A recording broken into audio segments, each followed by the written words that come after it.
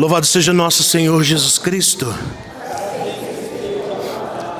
Que a paz de Jesus, o amor da Virgem Maria esteja no coração de cada um de vocês, amém? Eu vou pedir de presente a sua atenção, por favor.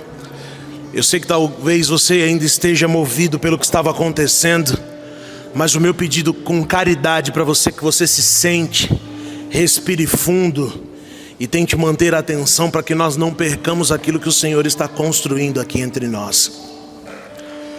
Sei que talvez você tenha ânsia de beber água, enfim, tá tudo certo. Meu único pedido é que você respire fundo, se acalme e não perca absolutamente nada daquilo que o Senhor está construindo essa hora. Amém, irmãos? Amém, irmãos? Glória a Deus. Deixa eu me apresentar de maneira muito objetiva, porque nós temos um caminho a ser percorrido nesse dia de hoje. Eu me chamo Anderson, assim como o Daniel disse. A grande maioria dos irmãos me chamam de Dersão. Eu sou lá de Carapicuíba, casado com a Fabiane, pai da Ana Beatriz, do Benjamin. Nós temos, além dos dois, 4 filhos no céu. E a Mariana, que está chegando dia 17 do mês que vem, para a graça de Deus. Amém, irmãos? Bom, qualquer coisa além disso a meu respeito é dispensável para o momento. Mas eu estava ali, prestando atenção naquilo que o Daniel ministrava, prestando atenção em tudo aquilo que o Espírito estava movendo aqui. E o Senhor me fez recordar algo que eu faço questão de repetir todas as vezes, em todos os lugares por onde eu passo nesses mais de 22 anos servindo a Jesus. Um dia um homem de Deus me ensinou algo que ficou marcado no meu coração, e eu repito isso todos os dias da minha vida. Deus, Ele nunca reúne um povo à toa. Deus nunca vai nos tirar do conforto da nossa casa, do conforto do nosso lar, e vai nos trazer para uma igreja, para um grupo de oração, para um retiro, ou para qualquer lugar que seja, para ouvir falar do nome dEle, sem antes ter estabelecido um propósito para isso, amém, irmãos? Então entenda, humanamente falando pode parecer aleatório o fato de você estar aqui nessa noite. Talvez entre as muitas opções que você poderia ter feito, você parou aqui. Talvez alguns pensavam em ir para outro lugar, fazer outras coisas, mas aprove o Senhor, quis o Senhor que você estivesse aqui essa noite. E querendo a sua presença nesse lugar, eu entendo que Deus estabeleceu um propósito para isso. Portanto, você, em primeiro lugar, não está perdido. Segundo, você não está aqui enganado. Aquilo que Deus começou a construir, assim como diz a palavra, Ele não vai permitir que chegue ao fim sem antes dar o perfeito acabamento a essa obra que Ele mesmo começou. Então respira fundo, meu irmão, porque tem muita coisa boa para acontecer ainda na sua vida. Muito provavelmente o momento em que você esteja passando seja um momento de turbulência. Muito provavelmente seja um momento em que as coisas pareçam estar difíceis. Mas eu quero dizer para você, fica tranquilo. Os dias difíceis vão passar. Os dias de nuvens escuras, os dias de tempestade vão passar, e vai chegar um momento em que o sol vai se abrir e Deus continuará tendo o controle absoluto de todas as coisas sobre a minha e sobre a sua vida. Amém, irmãos? Então olha para quem está do seu lado e fala para esse irmão, respira fundo, irmão. Não, mas fala para ele com entusiasmo, fala para ele, respira fundo, irmão. Presta atenção que eu vou te ensinar algo aqui, irmãos. Hoje à noite pode parecer que a pregação e a nossa reflexão seja meio turbulenta, mas em nome de Jesus, meu conselho para você é, respira fundo, aperta os cintos, fecha a mesinha do seu assento, porque em caso de turbulência, máscaras de oxigênio vão cair sobre a sua cabeça. Aleluia, irmãos. Glória a Deus ou não, irmãos? Mas saiba de uma coisa, mesmo no meio da turbulência, quem está pilotando o avião não vai deixar que ele caia. Aleluia. Glória a Deus. Então tá bom, irmãos. Dadas as considerações, meu pedido a você, abre a sua Bíblia comigo, por favor, no livro de Ezequiel, no capítulo 37. Ezequiel, capítulo 37.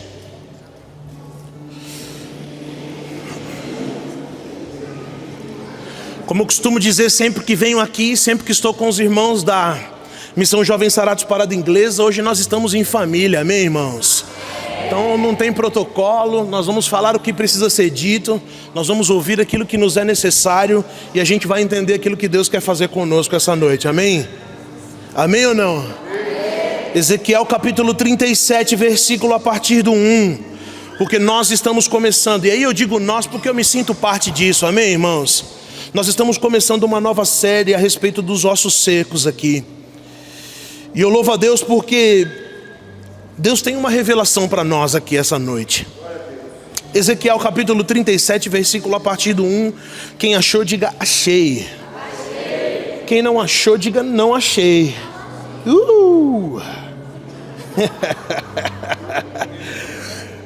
Esquenta não, irmã, não despressurizou a nave ainda não, fica tranquila. Respira fundo aí que você vai conseguir. Ezequiel capítulo 37. Glória a Deus. O texto vai dizer o seguinte, acompanha comigo. Versículo 1. A mão do Senhor desceu sobre mim. Ele me arrebatou em espírito e me colocou no meio de uma planície que estava coberta de ossos. Ele me fez circular em todos os sentidos no meio desses ossos numerosos que jaziam na superfície. Vi que estavam inteiramente secos. Disse-me o Senhor: filho do homem, poderia esses ossos retornar à vida? Senhor, respondi, só vós o sabeis. Vamos avançar no texto. Versículo 4.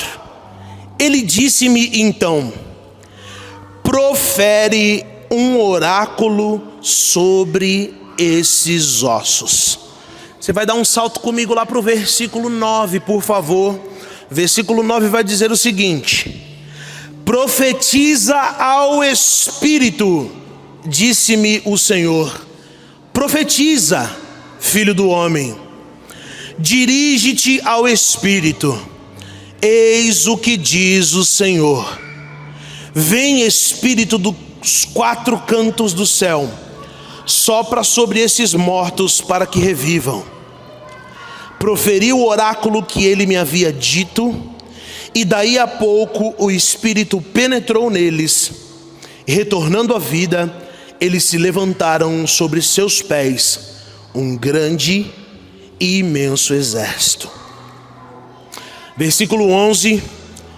Então o Senhor me disse: filho do homem, esses ossos são toda a raça dos israelitas. Eles dizem: nossos ossos estão secos, nossa esperança está morta, nós estamos perdidos. Por isso dirige-lhes o seguinte oráculo: eis o que diz o Senhor, meu povo, vou abrir vossos túmulos e vos farei sair deles para vos transportar à terra de Israel. Sabereis então que eu sou o Senhor, o meu povo, quando eu abrir os vossos túmulos e vos fizer sair deles. Palavra do Senhor. Quero convidar você a aplaudir essa palavra, porque é uma palavra de Deus para mim e para você, irmãos. Veja, me foram propostos os 3 primeiros versículos, mas eu fiz questão de ler o texto quase que na sua íntegra, para que a gente consiga compreender o que Deus precisa falar conosco essa noite. Em primeiro lugar, nós olhamos para o texto de Ezequiel no capítulo 37, sabendo que Deus está falando algo que não é diretamente para Ezequiel, mas sim para pessoas que estavam em torno dele. Há uma realidade de revelação espiritual sendo feita aqui, aonde Deus mostra uma condição do povo que estava em torno de Ezequiel e pede a Ezequiel não só a opinião dele a respeito daquilo que estava acontecendo, mas pede também que Ezequiel seja um instrumento para que aquelas pessoas realmente sejam alcançadas pelo poder de Deus. Mas há algo interessante no texto que me chama a atenção, e isso precisa chamar a atenção de cada um de nós essa noite. Quando Deus ele chama Ezequiel para falar a respeito dessa planície de ossos secos, quando Deus chama Ezequiel para falar a respeito dessa condição de morte em que estavam aqueles ossos, Deus não leva Ezequiel para um lugar físico. Deus não leva Ezequiel para o meio das pessoas para que ele veja com os olhos dele aquilo que humanamente está acontecendo. O texto está dizendo que Deus, ele arrebata Ezequiel para uma visão espiritual, e depois de arrebatar Ezequiel, Deus mostra espiritualmente aquilo que aquele povo estava vivendo e o que Deus precisava através de Ezequiel fazer para que aqueles ossos voltassem à vida. Primeiro entendimento que a palavra precisa despertar em mim e em você: existem circunstâncias na nossa vida que precisam ser corrigidas, mas nem sempre nós teremos a visão humana delas. Nem sempre nós saberemos como resolver determinadas circunstâncias da nossa vida, olhando e enxergando humanamente aquilo que está acontecendo. Existem momentos em que nós precisamos, assim como Ezequiel, sermos arrebatados espiritualmente, ou seja, em oração, enxergar aquilo que Deus está mostrando, ouvir aquilo que Deus está dizendo, para a partir daquilo que espiritualmente nós enxergamos e ouvimos, nós corrigirmos a nossa vida, acertarmos o nosso proceder e fazermos a vontade do Senhor. Por que eu digo isso? Porque existe no nosso meio uma relutância entre nós, em que muitas vezes nós só acreditamos se a gente consegue ver. Nós só acreditamos se a gente conseguir ter dimensão daquilo que está acontecendo. Então a gente faz um planejamento, a gente faz uma leitura daquilo que está acontecendo, e baseado nesse planejamento e nessa leitura, nós vamos fazendo os acertos na nossa vida. Só que existem coisas que eu e você estamos fazendo, existem condutas que eu e você estamos tomando, existem posturas que eu e você estamos exercendo, que nem sempre vão nos parecer erro diante de Deus, mas existem coisas que só o Senhor consegue ver. Existem circunstâncias na sua vida que estão te levando à morte, que estão te transformando em ossos secos, assim como na visão espiritual de Ezequiel, em que para você está tudo certo, em que para você não tem problema algum, mas para o Senhor ele já enxerga a morte, onde já não há vida há muito tempo. Então nós estamos caminhando como que mortos muito loucos. Quem aqui é da época do tal do morto muito louco? Levanta a mão para eu ver aqui. É aquele lance de você ver um corpo físico chegar num determinado lugar. Você sabe que o cara está vivo porque ele está andando, mas espiritualmente ele já está morto há muito tempo. Só falta feder e enterrar. Glória a Deus ou não? Glória a Deus ou não? Pois é, mas no contexto espiritual é exatamente assim que muitos de nós estamos vivendo. Nós por vezes chegamos aqui vivos porque nós estamos andando, o nosso corpo está se movendo, mas espiritualmente talvez a gente já esteja morto há muito tempo. E Deus arrebata Ezequiel a uma visão espiritual para mostrar a Ezequiel que existia um povo padecendo, existia um povo que espiritualmente já estava morto há muito tempo, vivendo de conveniência, fazendo as coisas para que os outros vissem, mas no fundo, o seu coração estava completamente distante de Deus. É aquela coisa que eu costumo dizer. Um dia um padre falou algo para mim que ficou gravado no meu coração. Um dia ele falou: não se iluda com quem está na igreja, cantando, pregando e dançando, porque às vezes a gente olha e acha que é um santo de altar, mas no final das contas, às vezes quanto mais perto do altar, mais distante de Deus. A gente está vendo fazer milhares de coisas e no final das contas o coração pode ser que esteja extremamente distante, pode ser que aquela alma já esteja morta há muito tempo e o Senhor precise devolver a vida a ela. Nós olhamos Ezequiel diante de uma visão espiritual, onde ele circulava no meio de ossos secos, ou seja, Ezequiel circulava no meio de uma condição de morte. Ele estava enxergando homens e mulheres que fisicamente estavam fazendo as coisas, que fisicamente estavam se relacionando uns com os outros, mas espiritualmente já haviam morrido há muito tempo. Porque a situação de Israel naquele tempo era algo desastroso, diga-se de passagem. Aleluia ou não? Diga-se de passagem, é algo muito parecido com o que nós estamos vivendo no tempo presente. Talvez hoje muito pior do que naquele tempo. E aí a gente olha as circunstâncias, as pessoas convivendo uma com as outras, e nós temos a tendência de achar que está tudo certo e não tem problema em absolutamente nada. Mas existem circunstâncias em que só o Senhor consegue enxergar o erro, e se nós não nos submetermos espiritualmente a Ele, nós jamais conseguiremos corrigir o que está errado na nossa vida, porque a gente vai continuar olhando e achando que está tudo certo, que não tem problema nenhum.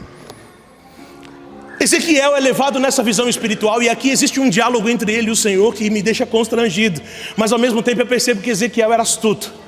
Porque veja, Deus começa uma conversa com Ezequiel a ponto de perguntar para ele: ei, meu parceiro, você está enxergando tudo o que está acontecendo aí?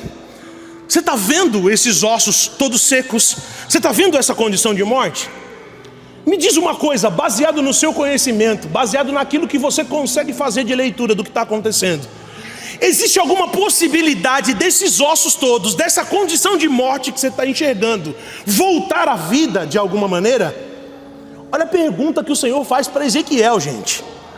O cara está vendo uma planície de ossos secos, ele está enxergando única e exclusivamente uma condição de morte, e Deus está perguntando para Ezequiel se Ezequiel conseguia enxergar, ou se era possível que todos aqueles ossos voltassem à vida. Humanamente falando, era previsível a resposta de Ezequiel, sim ou não? Humanamente falando, era previsível a resposta de Ezequiel, sim ou não? Sim, você está vendo um monte de caveira, os ossos todos separados, todo mundo morto. É óbvio que não tem condições, humanamente falando, de que aqueles ossos voltem à vida. Só que Ezequiel, em primeiro lugar, sabia quem o Senhor era. Ezequiel era astuto. E Ezequiel olha para o Senhor e diz o seguinte, aqui parafraseando, tá? Na minha tradução. Ezequiel olha para o Senhor e diz o seguinte: Senhor, humanamente falando não tem jeito, mas se o Senhor disser que dá, nós estamos juntos.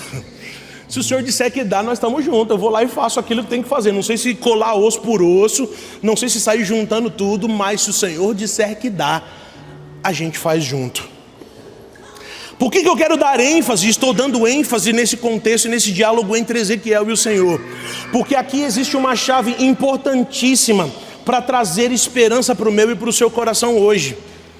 Quando Deus olha para Ezequiel e diante daquela planície de ossos secos, o Senhor pergunta para Ezequiel se é possível que aqueles ossos secos voltem à vida, o Senhor está dizendo que no meio de cada um de nós existem circunstâncias em que os homens já condenaram muita gente. Entendam que aqui onde nós estamos, existem vereditos que já foram dados humanamente falando a respeito de muitos de vocês que estão sentados aqui. Alguém já traçou um veredito sobre a sua vida, dizendo que você não vai dar certo. Alguém já traçou um veredito sobre a sua vida, dizendo que você não presta. Alguém já traçou um veredito na sua vida, dizendo que você não vai muito longe e que é só uma questão de tempo. Mas nós estamos olhando por uma ótica humana, e como eu falei para você, lá no começo da reflexão, Deus não mostrou humanamente falando os ossos para Ezequiel. Deus arrebatou ele a uma condição espiritual, para provar o que para nós? Que humanamente falando as pessoas podem não enxergar saída em nós, mas espiritualmente falando Deus enxerga um jeito para transformar a minha e a sua vida. Eu não sei como, mas Ele consegue. Amém, irmãos? Eu não sei como, mas Ele tem poder de fazer. Eu não sei como, mas Ele pode proferir uma palavra e pode mudar a situação que você está vivendo. Humanamente falando, sentenças já foram dadas a nosso respeito. Pessoas olharam para nós e desacreditaram que nós poderíamos ser alguém e chegar a algum lugar. Mas espiritualmente, e aqui a gente está falando não é espírito e não humanamente. Espiritualmente Deus diz para Ezequiel que aqueles ossos podiam voltar à vida. Pode ser que humanamente falando você tenha chegado aqui literalmente vindo pela rua da amargura, um traste só pele e osso. Mas espiritualmente Deus tem uma palavra que pode reconstruir a sua história e pode fazer de você um homem e uma mulher nova, em nome de Jesus, irmãos. Deus pode, Ele tem poder. Só que aqui é interessante porque acontece um outro negócio muito louco. Porque baseado na resposta de Ezequiel, Deus olha para ele e fala o seguinte: bom, então já que você está comigo, que nós estamos juntos, vai lá e faz o quê? Vai lá e faz o quê? Vai lá e faz o quê, Daniel? Profetiza sobre esses ossos para que eles façam o quê? Faz o quê? Profetiza para que eles voltem ao quê? Beleza, vem comigo. Deus falou para Ezequiel profetizar. Profetizar é um encargo que está sobre a vida do? Então vamos lá, você entendeu. Profetizar é um encargo que está sobre a vida do profeta. Ezequiel era profeta, glória a Deus. Glória a Deus. Glória a Deus. Não glória a Deus. É aqui onde está o negócio. Como assim Ezequiel não era profeta? Ezequiel não nasce genuinamente profeta, ele se torna profeta. Mas Ezequiel é de uma linhagem sacerdotal. A função dele era preparar o altar e o templo para oferecer as ofertas em sacrifício, para que a fumaça delas chegasse até o Senhor agradável. Ezequiel é chamado a ser profeta na condição de exílio da Babilônia, ou seja, onde está dando tudo errado, onde já não tem mais um altar erguido, onde já não existe mais um templo diante do povo, onde já não existe mais um altar para oferecer o sacrifício. Deus pega Ezequiel, que podia estar deitado esperando o dia da alforria, que podia estar fugindo literalmente dos homens que literalmente aprisionaram ele e os outros. Deus pega Ezequiel na condição em que ele estava e Deus coloca um encargo novo na mão de Ezequiel. Deus dá uma responsabilidade nova para ele, ou seja, Deus chama um improvável no meio do povo para fazer com que ele seja instrumento para devolver a vida onde só havia morte. Eu preciso dizer para você que nós estamos diante de um tempo em que os profetas estão se calando com medo daquilo que está acontecendo na nossa sociedade, com medo daquilo que está acontecendo na nossa igreja, com medo daquilo que está acontecendo entre nós. Mas eu preciso dizer que a palavra de Deus não fala. E se o veredito de Deus ao seu respeito é salvar a sua vida, se os profetas não profetizarem, Deus vai levantar um improvável no nosso meio para fazer com que a palavra dele alcance a sua vida e você seja transformado em nome de Jesus. Assim como ele fez com Ezequiel. Ezequiel era sacerdote, não precisava ter o encargo de profetizar, mas Deus chama Ezequiel para lançar um oráculo profético, uma palavra que devolvia a vida aos homens. E aqui eu entro até num mérito mais precioso, porque nós estamos falando de uma planície de ossos secos, e aqui a gente às vezes se coloca só na condição dos ossos, né? Eu preciso ser colado novamente, eu preciso voltar à vida. Mas você já parou para pensar que talvez você não seja o osso seco que precisa voltar à vida, mas seja talvez um Ezequiel improvável no meio do povo que Deus precisa usar para devolver a vida para a sua casa, para as pessoas que convivem com você, para as pessoas que estão junto com você todos os dias? Parou para pensar sim ou não, irmãos? Pois é, irmãos, o fato de você não ter pensado faz com que você precise hoje abrir o seu entendimento, porque do mesmo jeito que Deus está tratando você como osso, que hoje precisa ser ligado novamente e voltar à vida, pode ser que daqui a um tempo Deus trate você como um profeta, ou talvez como um improvável no meio de tantos outros profetas, para ser usado como um instrumento de transformação e de vida nova na vida das pessoas que estão pelo seu caminho, irmãos. Só que aqui a gente entra numa realidade talvez um pouco mais difícil, talvez um pouco mais séria, porque Ezequiel ele vai lá e profere um oráculo sobre aqueles ossos. E é interessante que todas as vezes em que Deus vai dar uma ordem a Ezequiel, e isso eu fiz questão de grifar aqui nesses versículos que eu li, algumas das vezes, mas se a gente pega o livro de Ezequiel desde o começo dele até o final, existe uma expressão de Deus para com Ezequiel que é repetida em torno de 92 ou 93 vezes. Quem sabe me dizer qual que é essa expressão? Pode tentar ou pode chutar enquanto eu tomo um gole d'água, na minha bila d'água aqui. Deus usa uma expressão para se referir a Ezequiel. Oh, aleluia! Quem falou filho do homem aqui? Prega para mim aqui, irmão. Glória a Deus, bendito seja Deus. Aleluia! É isso. Do começo do livro de Ezequiel até o final, a expressão filho do homem, ela é citada entre 92 e 93 vezes, dependendo da tradução que você está utilizando. Por diversas vezes, Deus, quando vai se referir a Ezequiel, Deus fala com Ezequiel exatamente dessa forma: filho do homem, profetiza. Filho do homem, canta um cântico novo. Filho do homem, profere um oráculo. Filho do homem, faça tal coisa. O que eu quero dizer com isso, irmãos? Talvez você não tenha parado para prestar atenção, isso talvez não tenha caído no seu entendimento ainda. É óbvio, é a primeira noite de uma série de tantos outros episódios que você vai maratonar nela aqui presencialmente, glória a Deus, que Deus vai falar com você. Mas eu preciso abrir o seu entendimento e trazer uma revelação para você hoje, no primeiro dia. Talvez você não tenha prestado atenção nisso, mas a passagem dos ossos secos, devolver a vida àquela planície de ossos, é nada mais nada menos do que Deus